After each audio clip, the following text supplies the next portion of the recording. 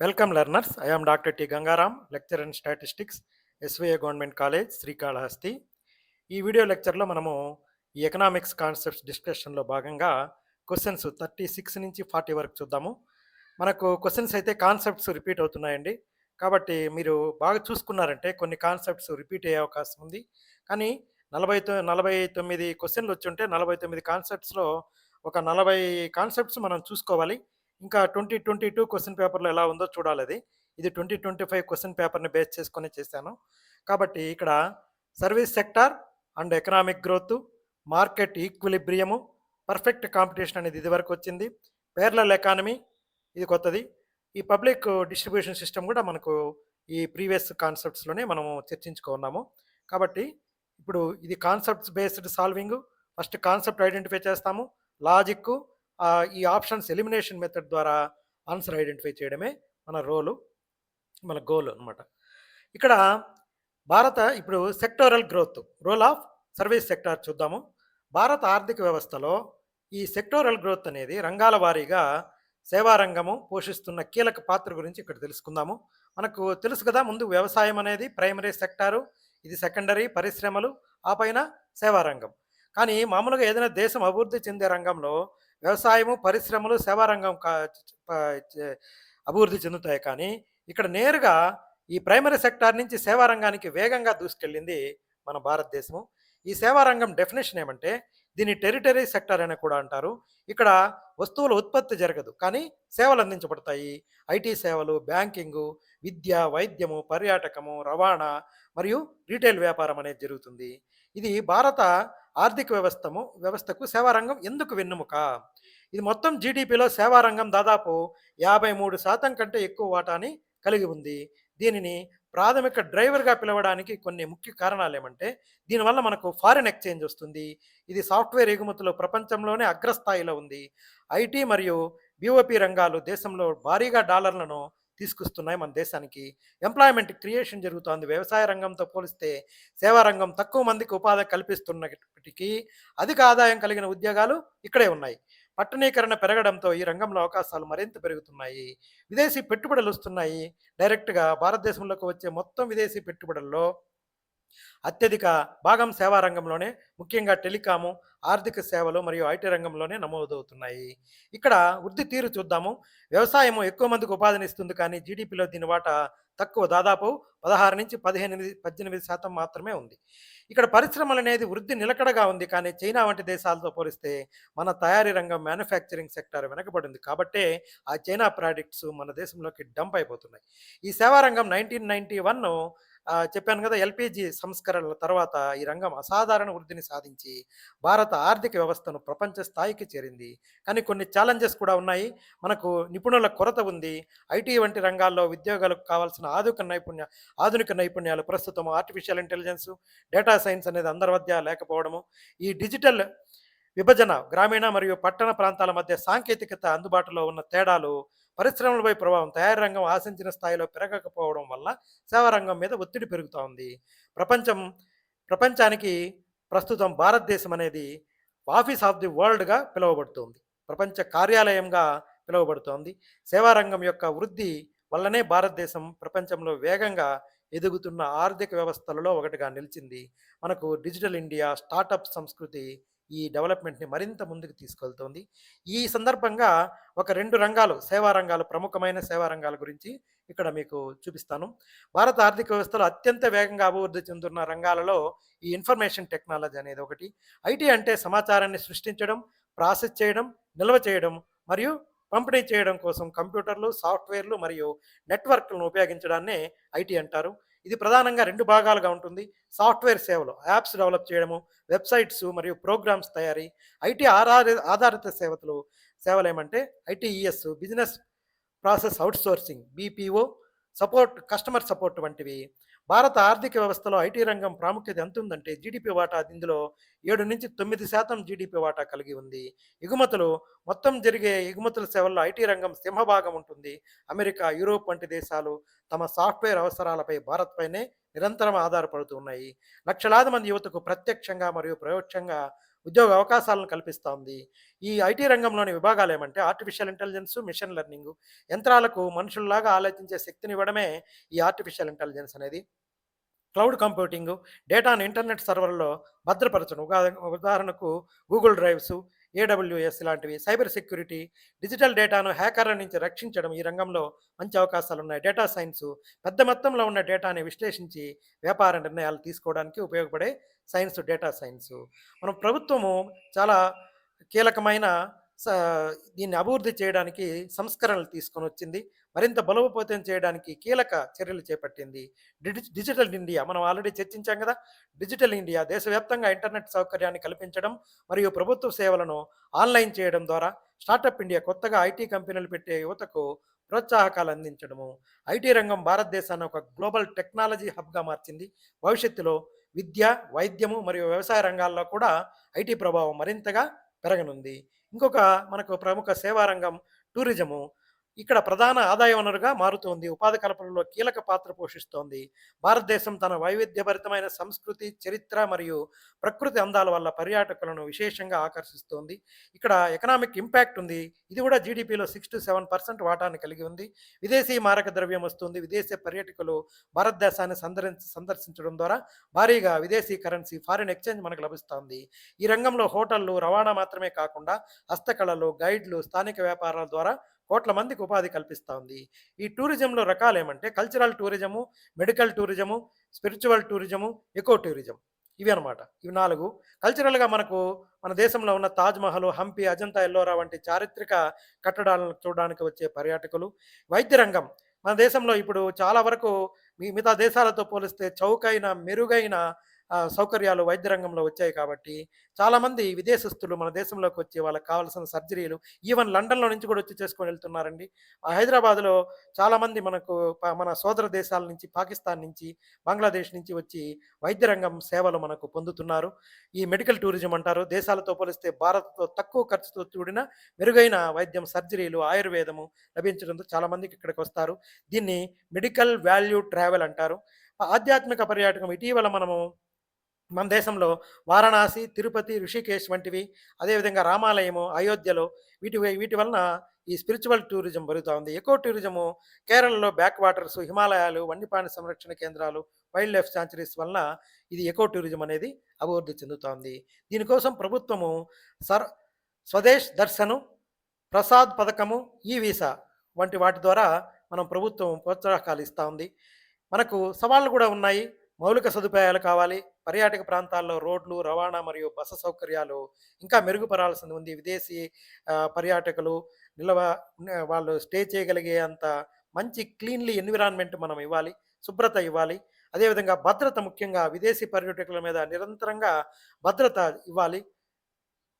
పర్యాటక రంగం కేవలం వినోదం మాత్రమే కాదు, అది ఒక దేశం యొక్క సంస్కృతిని ప్రపంచానికి చాటి చెప్పే వేదిక.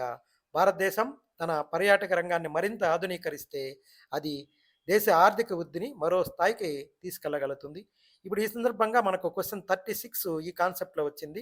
ఇక్కడ క్రింద ప్రకటన మరియు తర్వాత దాని 2 తీర్మానాలు ఇవ్వబడ్డాయి. ప్రకటన నిజమని భావిస్తే ఇచ్చిన తీర్మానాలకు సంబంధించి సరైన ఎంపిక ఎంచుకోండి. భారతదేశంలో సేవా రంగం వేగంగా విస్తరించింది. జాతీయ ఆదాయం, ఉపాధి మరియు విదేశీ పెట్టుబడులకు గణనీయంగా దోహదపడింది. ఓకేనా? తీర్మానం: భారతదేశంలో ఆర్థిక వృద్ధికి సేవా రంగం ప్రధాన చోదక శక్తిగా ఉంది. తీర్మానం 1: తయారీ మరియు వ్యవసాయం అనేవి చూడండి జాగ్రత్తగా ఆర్థిక వృద్ధికి అసంబద్ధంగా మారాయి. సేవారంగం మాత్రమే చోదశక్తిగా ఉంది. ఇవి 2 లేవనే నెగటివ్‌గా చెప్తా ఉంది. కాబట్టి తీర్మానం 1 మాత్రమే కరెక్టు. సేవారంగం విస్తరించింది ఓకే. కానీ ఇది వ్యవసాయము అనేది, తయారీ రంగం అనేదేమి మనకు అసంబద్ధంగా ఏం మారలేదు. దాని మీద డీటెయిల్‌గా చూద్దాము. The service sector in India has expanded rapidly, contributing significantly to national income, employment and foreign investments. దీని మీద కన్క్లూషన్ ఏమి? Service sector is a major driver of economic growth. కరెక్టే. Manufacturing and agriculture have become irrelevant. Not at all irrelevant. అవి కూడా ఉన్నాయి. మనకు conclusion 1 ఒకటే correct. ఇప్పుడు service contributes major share to GDP. IT and banking sectors expanded rapidly, generates employment, attracts foreign investment. Important analysis ఏమంటే agriculture and manufacturing or still important sectors. Hence conclusion 2 is incorrect. మనకు agriculture తక్కువగానే ఉంది, తర్వాత industry ఉంది, service sector వల్ల మనకు అత్యధిక ఆదాయం మనకు వస్తుంది. ఇక్కడ ఈక్విలిబ్రియం ప్రైజు దీని గురించి ఆల్రెడీ చర్చించాము. సమతుల్య ధర అనేది మార్కెట్ శక్తులైన డిమాండు మరియు సరఫరా మధ్య సమతుల్యతను సూచిస్తుంది. ఇక్కడ మనం సమతుల్య ధర అంటే ఏమిటంటే, ఇక్కడ వస్తువుల పరిమాణం క్వాంటిటీ డిమాండెడ్, క్వాంటిటీ సప్లైడ్ 2 సమానంగా ఉంటే దాన్ని సమతుల్య ధర అంటారు. ఈ స్థితిలో మార్కెట్‌లో వస్తువుల కొరత ఉండదు. అలాగని మిగులు కూడా ఉండదు. డిమాండు మరియు సరఫరా శక్తుల పరస్పర చర్య వలన మార్కెట్ ఇప్పుడు సమతుల్యం వైపు ఎలా పయనిస్తుందో మనం చూడొచ్చు. ఇక్కడ ధర మిగులు ఉన్నిందనుకోండి, ధర సమతుల్యం ఎక్కువగా ఉన్నప్పుడు ధరలు ఎక్కువగా ఉంటే లాభం వస్తువుని ఉత్పత్తిదారులు వస్తువులను ఎక్కువగా సరఫరా చేస్తారు. కానీ ధర ఎక్కువగా ఉండడం వలన వినియోగదారులు తక్కువగా కొంటారు. ఫలితమేమి? మార్కెట్‌లో వస్తువులు అమ్ముడుపోక మిగిలిపోతాయి. ఆ మిగులును వదిలించుకోవడానికి వ్యాపారులు మళ్ళీ ధర తగ్గిస్తారు. ఆ ధర తగ్గుతూ వచ్చి అలాగా సమతుల్యానికి చేరుకుంటుంది. అలాగే కొరత ఉందనుకోండి, ధర సమతుల్యం కన్నా తక్కువ ఉన్నప్పుడు, ధర తక్కువగా ఉంటే వినియోగులు తక్కువగా ఉందని ఎక్కువ కొనేస్తారు. తక్కువ ధర వల్ల ఉత్పత్తిదారులు సరఫరాను తగ్గిస్తారు. మార్కెట్‌లో వస్తువుల కొరత ఏర్పడుతుంది. వస్తువులు దొరకని వినియోగదారులు మళ్ళీ ధర పెంచడానికి సిద్ధపడతారు. ధర పెరుగుతూ పోయి సమతుల్యానికి చేరుకుంటుంది. ఫలితం మార్కెట్‌లో వస్తువులు అమ్ముడుపోక మిగిలిపోతాయి.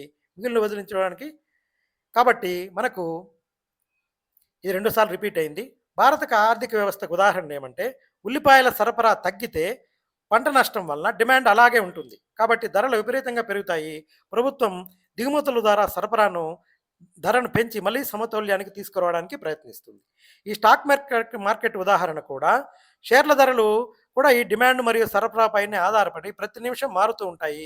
కొనేవారు ఎక్కువగా ఉంటే షేర్ ధర పెరుగుతుంది, అమ్మేవాళ్ళు ఎక్కువగా ఉంటే ధర తగ్గుతుంది. ఈ సమతుల్య స్థితిలో మార్పులు డిమాండ్లో మార్పు, ప్రజల ఆదాయం పెరిగితే డిమాండ్ పెరిగి సమతుల్య ధర కూడా పెరుగుతుంది. సరఫరాలో మార్పు, సాంకేతిక మిగులుపడి వస్తువుల తయారీ ఖర్చు తగ్గితే సరఫరా పెరుగుతుంది. దీనివల్ల కూడా సమతుల్య ధర తగ్గుతుంది. ఇక్కడ మనం కంపారిజన్ చూద్దాము. డిమాండ్ ఎక్కువగా ఉండి డిమాండ్ సరఫరా కన్నా ఎక్కువగా ఉంటే, డిమాండ్ ఎక్కువగా ఉంది, సరఫరా తక్కువ ఉంది, కొరత ఏర్పడుతుంది, ధర పెరుగుతుంది. అప్వర్డ్.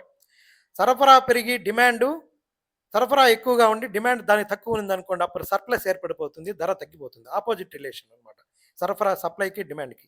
సరఫరా సమానంగా ఉందనుకోండి, ఇది ఈక్విలిబ్రియం ప్రైజు, ధర స్థిరంగా ఉంటుంది. ఇది మార్కెట్ అనేది ఒక త్రాసు వంటిది, అంటే మన కొలిచేందుకు ఉపయోగపడే త్రాసు వంటిది. డిమాండ్ మరియు సరఫరా అనేవి 2 పళ్ళాలు సమానంగా ఉన్నప్పుడే సమతుల్య ధర అనేది ఏర్పడుతుంది. ఇక్కడ మనం క్వశ్చన్ చూద్దాము. ఇచ్చిన 2 ప్రకటనలో ఒక నిశ్చిత వాక్యంగా మరొకటి కారణంగా ఇవ్వబడింది. సంపూర్ణ పోటీ మార్కెట్లో పర్ఫెక్ట్ కాంపిటీషన్. మార్కెట్ సరఫరా అనేది ఒక నిర్దిష్ట ధర మరియు పరిమాణంలో మార్కెట్ డిమాండ్కు సమానమైనప్పుడు సమతుల్య స్థితిని చేరుకుంటుంది. ఓకే. సమతుల్య ధర అనేది సరఫరా మరియు డిమాండ్ శక్తుల పరస్పర చర్య ద్వారా నిర్ణయించబడుతుంది. ఇది కూడా కరెక్టే. ఏ మరియు 2 సత్యం మరియు ఆర్ అనేది ఏకి సరైన వివరణ. In a perfect competitive market, ఇక్కడ పర్ఫెక్ట్ కాంపిటేటివ్ మార్కెట్లో మనం దాని గురించి దాని లక్షణాలన్నీ కూడా చూసాము. ఒకసారి మళ్ళీ అది చూడండి. Equilibrium is reached when market supply equals to market demand. Equilibrium price is determined by interaction of supply and demand forces. Both A and B A and R are true and R correctly explains A. Option 1 is correct. Equilibrium అంటే demand is equal to supply. At equilibrium no excess demand, no excess supply, market prices become stable. Price is determined through interaction of demand forces and supply forces. ఇది demand forces, ఇది supply forces. ఈ interaction point దగ్గర మనకు equilibrium price అనేది స్థిరంగా ఉంటుంది, స్టేబుల్గా. ఇప్పుడు మనకు 38వ క్వశ్చను. ఇది ఆల్రెడీ దీనికి సంబంధించి నేను ఎందుకు మీకు తెలుగులో కంటెంట్ పెట్టలేదంటే, మనకు ఇదే కాన్సెప్ట్ మనము క్వశ్చన్ 8 కాన్సెప్ట్ 8 నా వీడియో లెక్చర్ 40లో ఉంది. ఇది చూసారంటే మీకు అర్థమైపోతుంది. వీడియో లెక్చర్ 40లో 8వ కాన్సెప్ట్, ఇది 8వ క్వశ్చను. ఇక్కడ in perfectly competitive market firms are considered price టేకర్సే. వాళ్ళు ఏం ప్రైస్ని నిర్ణయించలేరు, ప్రైస్ మేకర్స్ కారు. As they accept the market determined price. ఇది పర్ఫెక్ట్లీ కాంపిటేటివ్ మార్కెట్ ఇది. కాబట్టి ధరను అంగీకరించేవారు, ఎందుకంటే మార్కెట్ నిర్ణయించిన ధరలే వాళ్ళు అంగీకరిస్తారు. ఇది పర్ఫెక్ట్లీ కాంపిటేటివ్ మార్కెట్ యొక్క ఒక లక్షణము. వీళ్ళు ప్రైస్ మేకర్స్గా ఉండరు, ప్రైస్ టేకర్స్గానే ఉంటారు. మనకు ఈ క్యారెక్టరిస్టిక్స్ ఏమంటే పర్ఫెక్ట్ కాంపిటీషన్ యొక్క క్యారెక్టరిస్టిక్స్ ఇక్కడ large number of buyers, sellers ఉంటారు ఇక్కడ. బయర్స్ వాళ్ళకి కావాల్సిన ధరకి అక్కడ వస్తువు దొరికితే కొనుక్కుంటారు. సెల్లర్స్ కూడా ఎక్కువ మంది సెల్లర్స్ ఉంటారు. వాళ్ళకి నచ్చిన ధర లేకపోతే వాళ్ళు నిష్క్రమిస్తారు. హోమోజీనియస్ ప్రొడక్ట్స్ ఉంటాయి. Free entry and free exit. Perfect information ధరల గురించి దొరుకుతుంది. వై ప్రైస్ టేకర్‌గా ఉంటారు. Single firm cannot influence market. ఇక్కడ సెవెరల్ ఫర్మ్స్ ఉంటాయి. మార్కెట్ ప్రైస్ అనేది మెనీ స్మాల్ ఫర్మ్స్ ద్వారా డిసైడ్ అవుతుందన్నమాట. ఇక్కడ ప్యారలల్ ఎకానమీ చాలా ముఖ్యమైనది. నల్లధనము మరియు దానివల్ల ఏర్పడే సమాంతర ఆర్థిక వ్యవస్థ నెక్స్ట్ కాన్సెప్ట్ ఇది. పన్ను ఆదాయంపై చూపే ప్రతికూల ప్రభావాన్ని ఇక్కడ చూద్దాం. నల్లధనం మరియు ప్యారలల్ ఎకానమీ అంటే పన్ను చెల్లించకుండా దాచిన ఆదాయాన్ని అక్రమ మార్గాల ద్వారా సంపాదించిన డబ్బునే నల్లధనం అంటారనమాట. ఇది సమాంతర ఆర్థిక వ్యవస్థగా ఎలా తయారవుతుందంటే దీనికి సంబంధించిన ఎటువంటి రికార్డులు ప్రభుత్వ రికార్డులో నమోదు కావు. అధికారిక ఆర్థిక వ్యవస్థకు సమాంతరంగా నడిచే నగదు లావాదేవీల వ్యవస్థను దీన్ని షాడో ఎకానమీ అంటారు. సమాంతర ఆర్థిక వ్యవస్థ అంటారు. దీని మీద ట్యాక్స్ రెవెన్యూ మీద ప్రతికూల ప్రభావం చూపిస్తుంది. నల్లధనం వల్ల ప్రభుత్వం ఆదాయం కోల్పోతుంది. దీనివల్ల ట్యాక్స్ పన్ను ఎగవేత ఉంటుంది. ప్రజలు లేదా సంస్థలు తమ అసలు ఆదాయాన్ని తక్కువగా చూపడం వలన ప్రభుత్వానికి రావాల్సిన ఆదాయము, ఇన్కమ్ ట్యాక్సు లేదా జీఎస్టీ భారీగా తగ్గుతాయి. దేశాభివృద్ధికి అవసరమైన నిధుల కొరత ఏర్పడుతుంది. ప్రజా సంక్షేమ కార్యక్రమాలపై ప్రభావము చూపుతుంది. ప్రభుత్వానికి వచ్చే ఆదాయం తగ్గితే అది పాఠశాలలు, ఆసుపత్రులు, రోడ్లు అందరికీ కావాల్సిన మౌలిక సదుపాయాల కల్పనపై పెట్టే ఖర్చును ఆదాయం తక్కువ కాబట్టి ఆటోమేటిక్గా తగ్గిస్తుంది. సామాన్య ప్రజలు నష్టపోతారు. ఆర్థిక అసమానతలు పెరిగిపోతాయి. కొంతమంది దగ్గరే నల్లధనం పెరిగిపోతుంది. పన్నులు సరిగ్గా వసూలు కాకపోతే ప్రభుత్వం పేదరిక నిర్మూలన పథకాలను సమర్థంగా అమలు చేయలేదు. ధనికులకు పేదలకు మధ్య ఉన్న వ్యత్యాసం మరింత పెరిగిపోతుంది. ద్రవ్యోల్బణం మరియు ధరల పెరుగుదల కూడా వచ్చేస్తుంది. నల్లధనం ఎక్కువగా ఉన్నప్పుడు మార్కెట్‌లో డబ్బు చలామణి అకస్మాత్తుగా పెరిగిపోతుంది. నల్లధనం గదా అది. ఇది ముఖ్యంగా రియల్ ఎస్టేట్ రంగంలో ఆస్తుల ధరలను కృత్రిమంగా పెంచడానికి దారితీస్తుంది. దీనివల్ల సామాన్య ఇల్లు కొనుక్కోవడం కష్టమవుతుంది. నాకే చూడండి 10 ఏళ్ల పాటు నా జీతాన్ని ఖర్చు పెడితే తప్ప నేను ఇల్లు కొనుక్కోలేకపోయాను. అంత రియల్ ఎస్టేట్‌లో నల్లధనం అనేది ఉందన్నమాట. భారత ఆర్థిక వ్యవస్థలో నల్లధనము కొన్ని ఉదాహరణలు ఏమంటే ఆస్తుల కొనుగోలులో కొంత భాగాన్ని వైట్‌గా ఇమ్మంటారు. కొంత భాగాన్ని బ్లాక్‌లో ఇమ్మంటారు. ఇది అందరికీ తెలిసిన విషయమే. రిజిస్ట్రేషన్ ఫీజు, పన్నులన్నీ ఎగవేస్తూ ఉంటారు. నగదు లావాదేవీ బిల్లులు లేకుండా వస్తువులు అమ్మడం ద్వారా వ్యాపారులు జీఎస్టీ కట్టకుండా తప్పించుకుంటారు. పన్ను ఎగవేత కోసం డబ్బును టాక్స్ హెవెన్స్ అని పిలువబడే దేశాలకు తరలించేస్తారు వివిధ మార్గాల ద్వారా. దీని నియంత్రణకు ప్రభుత్వము ఈ డిమానిటైజేషన్ చేసింది. 2016లో పెద్ద నోట్ల రద్దు ద్వారా నగదు రూపంలో ఉన్న నల్లధనాన్ని వెలికి తీయడం కోసము డిజిటైజేషన్ చేసింది. డిజిటలైజేషను నగదు రహిత లావాదేవీలను ప్రోత్సహిస్తూ ఉంది. ప్రతి లావాదేవీ రికార్డులో ఉండేట్టుగా చూస్తూ ఉంది. జీఎస్టీ అమలు పన్నుల వ్యవస్థలో పారదర్శకతను పెంచింది. పనామా పేపర్స్ మరియు ఇతర దర్యాప్తు సంస్థలు విదేశాల్లో దాచిన నల్లధనంపై కఠిన చర్యలు తీసుకుంటా ఉంది. సమాంతర ఆర్థిక వ్యవస్థ అనేది దేశ ప్రగతికి ఒక క్యాన్సర్ లాంటిది. ప్రజలు స్వచ్ఛందంగా పన్నులు చెల్లించి డిజిటల్ లావాదేవీలు ప్రోత్సహించినప్పుడే ప్రభుత్వ ఆదాయం పెరిగి దేశం ఆర్థికంగా బలోపేతం అవుతుంది. దీనికి సంబంధించిన ప్రశ్న ఇక్కడ 39వ క్వశ్చన్. కింది వాటిలో సమాంతర ఆర్థిక వ్యవస్థ సంబంధిత ప్రతికూల ప్రభావం కానిది ఏది? కానిది. దీనివల్ల చట్టబద్ధంగా పన్ను ఎగవేత సంభవిస్తుంది. తక్కువ ఆదాయం వస్తుంది. ఇది నిజమే. ప్రభావం అవుతుంది ఇది. సమాంతర ఆర్థిక వ్యవస్థ వల్ల అవినీతి పెరుగుతుంది. ఇది నిజమే. నమోదు కాని సంపద చమాల్లో ఉండడం ద్రవ్యోల్బణానికి దారితీస్తుంది. ఇవన్నీ ప్రభావమే. ప్రతికూల ప్రభావాలు ఈ 3 కూడా. అనధికారిక రంగంలోని ఇన్ఫార్మల్ సెక్టార్‌లో కొన్ని ఉపాధి అవకాశాలైతే ఖచ్చితంగా సృష్టించబడతాయి. ఇన్ఫార్మల్ సెక్టార్‌లో. ఇది ప్రతికూల ప్రభావం ఇది. కానిది ఇది. ప్రతికూల ప్రభావం కానిదిది. ఇక్కడ దీనికి సంబంధించి చూద్దాము. Tax evasion reduces government revenue, corruption increases, black money circulation causes inflation. Some employment opportunities are created in informal sector. ఇది నెగటివ్ నెగటివ్ ఇంపాక్ట్ కానిది ఏది అన్నాడు. ఈ 3 నెగటివ్ ఇంపాక్ట్సే. కాబట్టి మనకు నెగటివ్ ఇంపాక్ట్స్ ఏమంటే tax evasion, corruption, black money circulation, inflationary pressure, weak fiscal system వచ్చేస్తుంది. ఇంపార్టెంట్ అబ్జర్వేషన్ ఏమంటే informal sector may generate some employment opportunities. Informal sector గురించి నేను ఆల్రెడీ చర్చించాను. అది అసంఘటిత కార్మిక రంగం. వాళ్ళకేం సెక్యూరిటీ ఉండదు. ఈ రియల్ ఎస్టేట్ వాటిల్లో తీసుకొని వచ్చి వాళ్ళు కార్మికుల్ని తక్కువ జీతాలకి వాళ్ళకి సెక్యూరిటీ లేకుండా వాళ్ళ దగ్గర పనులు చేయించుకుంటూ దీంట్లో ఏమన్నా నల్లధనం వలన ఉద్యోగ అవకాశాలు దాంట్లో పెరగచ్చు. ఇక్కడ బ్లాక్ మనీ అనేది ఇన్ఫ్లేషను, కరప్షన్‌కి దారితీస్తుంది. నెక్స్ట్ పీడీఎస్, ఇది కూడా మనకు ఆల్రెడీ వచ్చింది. దీని గురించి కూడా చర్చించాం మనము ఆల్రెడీ. కానీ ఇంకోసారి చూద్దాము. ఈ ప్రజా పంపిణీ వ్యవస్థ, పబ్లిక్ డిస్ట్రిబ్యూషన్ సిస్టమ్ అనేది అత్యంత ముఖ్యమైన సామాజిక భద్రతా పథకాలలో ఒకటి.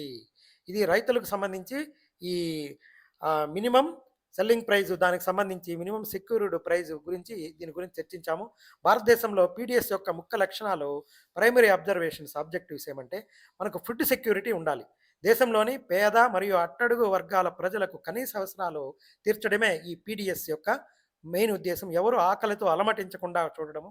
ఇది నేషనల్ ఫుడ్ సెక్యూరిటీ యాక్ట్ 2013 ప్రకారం దేశ జనాభాలో దాదాపు 200 మందికి, మొత్తము మనకు 66% మందికి సబ్సిడీ ధరకే ఆహార ధాన్యాలను అందిస్తున్నారు.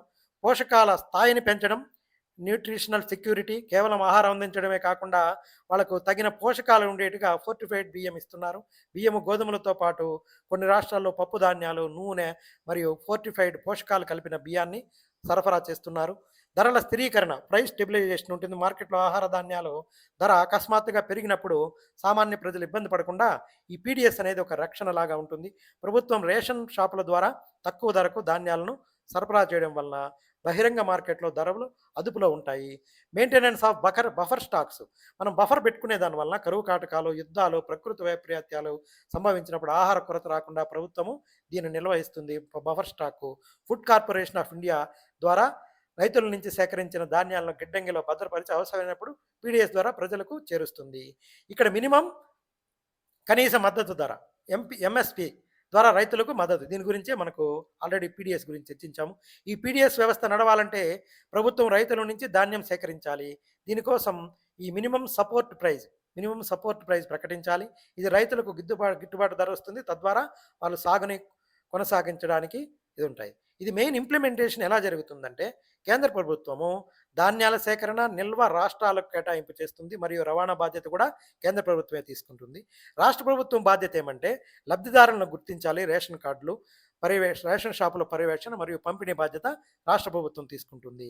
లబ్ధిదారులు అంత్యోదయ అన్న యోజన, ఏఏవై మరియు ప్రాధాన్యత గల గృహాలు, పిహెచ్హెచ్ కింద కార్డులు ఉన్నవారు. భారతదేశం వంటి భారీ జనాభా కలిగిన దేశంలో పేదరికం మరియు పోషకాహార లోపాన్ని అరికట్టడానికి పీడీఎస్ అనేది ఒక గొప్ప ఆయుధం. ప్రస్తుతం one nation one ration card పథకం ద్వారా దేశంలో ఎక్కడైనా రేషన్ తీసుకునే సౌకర్యం కల్పించడం ఈ వ్యవస్థలోని ఒక పెద్ద మార్పు. మంచి ఆహారాన్ని అందించడం ద్వారా మనము మంచి హ్యూమన్ క్యాపిటల్ని కూడా సృష్టించగలిగిన వాళ్ళు అవుతాము. తద్వారా దేశ అభివృద్ధి అనేది జరుగుతుంది. What is the key objective of public distribution system? Employment generation కాదు. ప్రొవైడ్ ఫుడ్ టు పూర్, అవును. రెడ్యూస్ ఇన్ఈక్వాలిటీ కాదు, దీనికి సంబంధమే లేదు. కంట్రోల్ పాపులేషన్ గ్రోత్ సంబంధమే లేదు. ప్రొవైడ్ ఫుడ్ టు పూర్ అనేది మంచి కరెక్ట్ ఆప్షన్. ఇది మన పీడీఎస్ ఆబ్జెక్టివ్స్ ఏమంటే food security, supply essential commodities, support poor households, reduce hunger. Examples: rice, wheat, sugar, kerosene distributed through fair price shops. Government stocks అనేటివి poor ఫ్యామిలీకి డైరెక్ట్గా reach అయ్యేదానికి use చేసే పబ్లిక్ డిస్ట్రిబ్యూషన్ సిస్టమ్ ఇది. ఇక్కడ మనము 36 నుంచి 40 వరకు ఇక్కడ service sector growth, market equilibrium, perfect competition and price taker, parallel economy and black money, public distribution system గురించి చర్చించుకున్నాము. ఇంకొక 9 కాన్సెప్ట్లు మిగిలి ఉన్నాయి ఎకనామిక్స్లో. Learn concepts, crack MCQ, technical assistant by ChatGPT and Gemini. I wish you all the best. Thank you.